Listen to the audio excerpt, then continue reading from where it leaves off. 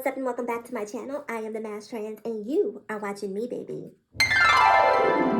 Now before we get today's video started, I just want to give a quick what's up to my peeps and a diabolical middle finger to the creeps. You know who you are.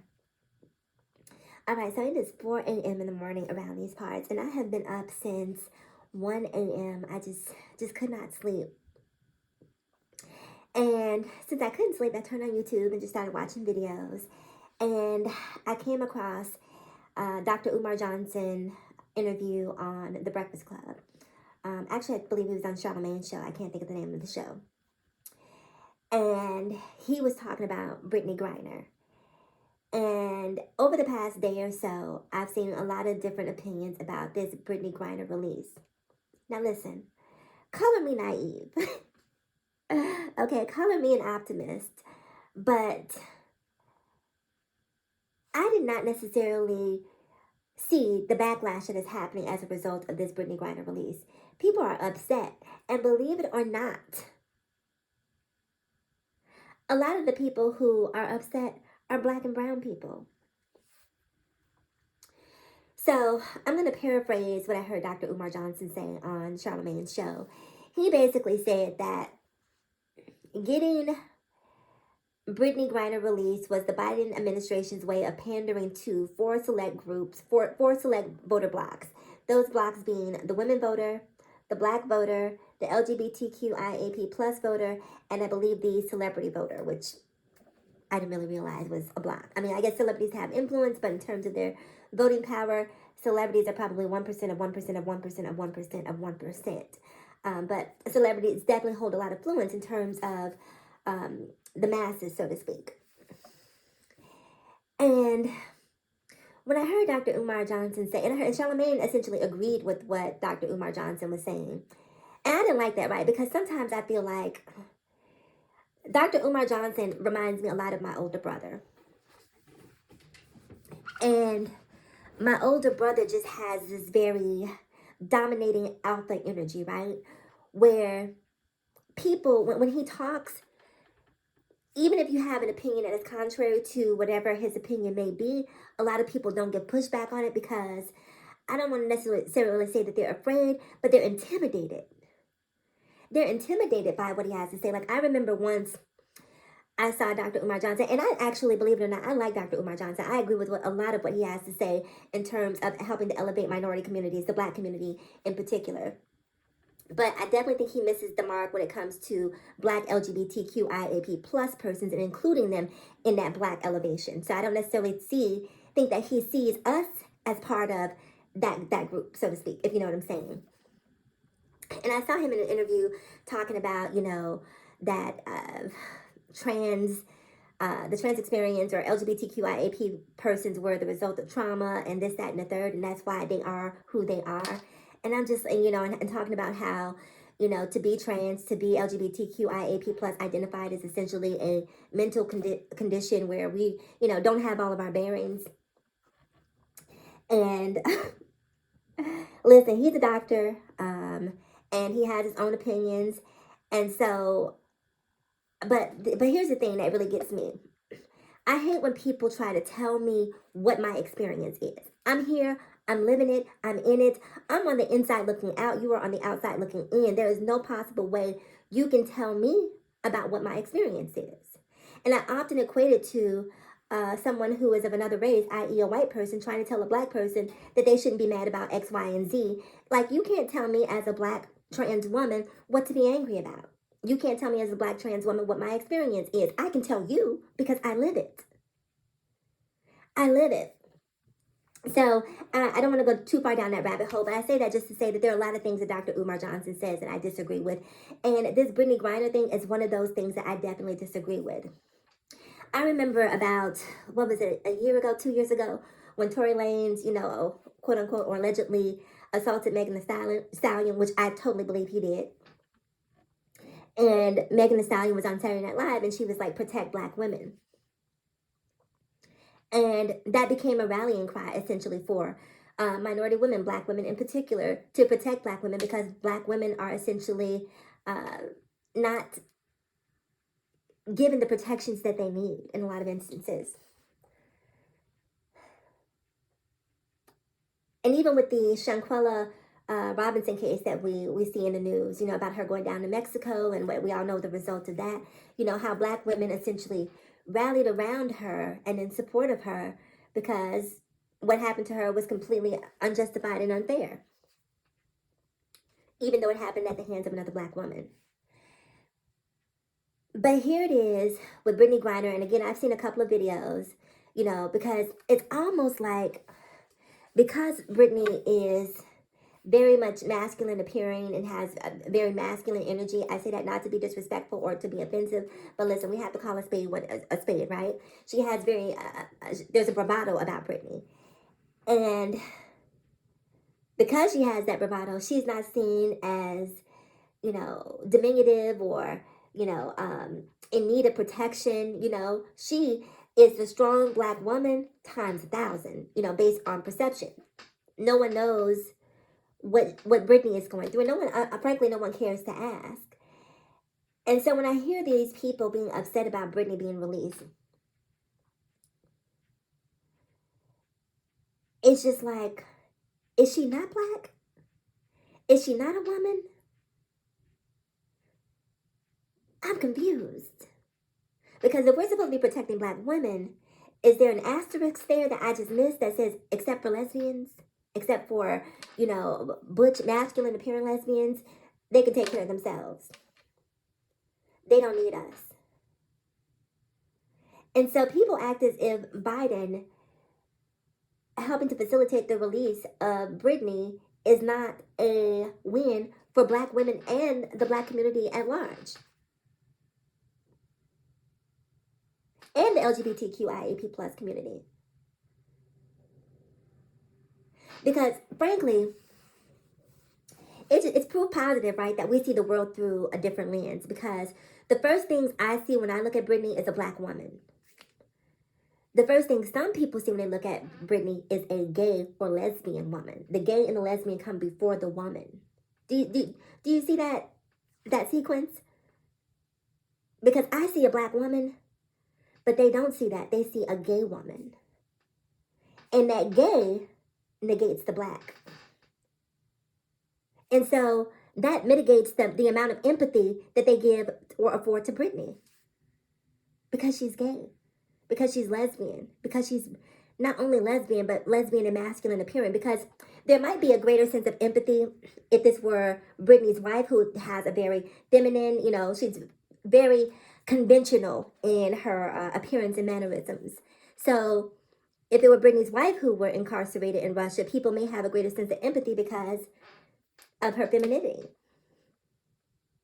There was a meme floating around that said to check on your strong friend a few years ago, and I'm sure it's probably still out there. But I say that to say, just because Britney appears to be strong doesn't mean that that is who she is all the time.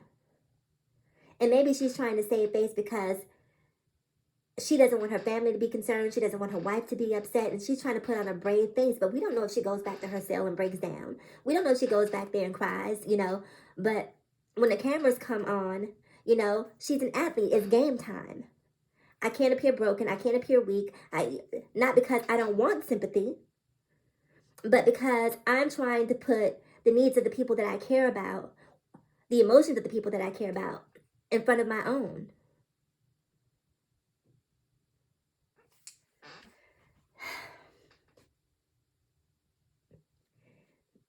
Sometimes the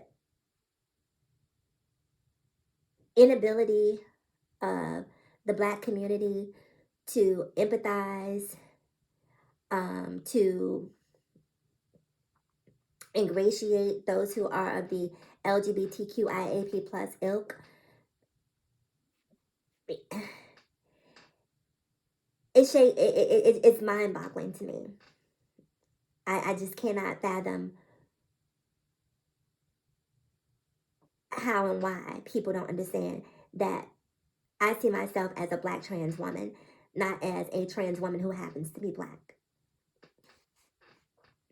And I wish that black people would understand that.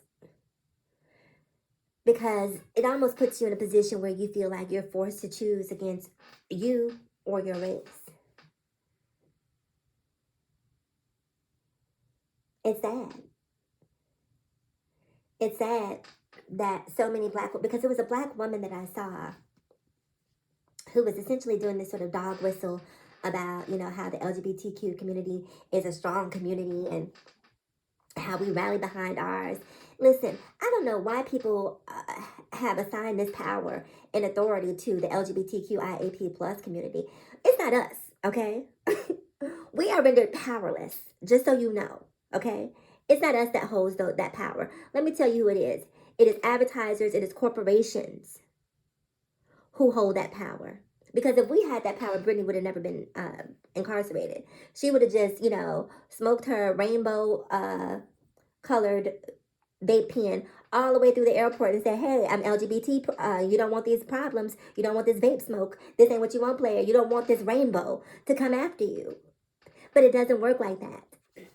Very often, anyone who is LGBTQIAP plus knows that one of the biggest nightmares that you could have is to be incarcerated or caught up in the criminal justice system in any way, shape, or form. You think because you are LGBTQIAP plus that if you go to jail that they're going to roll out the red carpet and treat you with kid gloves? Baby, prepare for the disrespect times 1,000. Times 1,000. And that's why I say these people out here who are on the outside looking in, telling Black LGBTQIAP plus people what our experience is, you have no idea. You have no idea. None. And if you want to have an idea, listen to the people who can tell you about what that experience really is. I'm really, really interested to hear what Britney went through in her own words. She doesn't strike me, and I haven't really seen much of her up until what's been happening here with the whole arrest in Russia. She doesn't really strike me as a verbose individual. Like, I can't necessarily see her just pouring out her heart and just being really hyper emotional. That's not the energy or vibration that I get from her. But I'm hoping that she really talks openly and honestly about what that experience is, to give us a peek inside of what she went through. And maybe when people hear that story, they won't. Who am I kidding? They won't, because ignorance is very comfortable in ignorance. And I have really come to that understanding that some people are just, blissfully ignorant. They don't want to be understanding. They don't want to be compassionate. They don't want to be empathetic because it's so much easier to be bigoted and hateful. So much easier. So many of the people who speak about trans issues don't even know anyone who's trans. They don't. I can tell you, for me, I've worked in corporate America. I've been in long-term relationships. I live a very mundane, ho-hum, I shouldn't say ho-hum because I'm doing, I got my stuff together. But my life is really not different from any of yours outside of the fact that I'm a trans woman.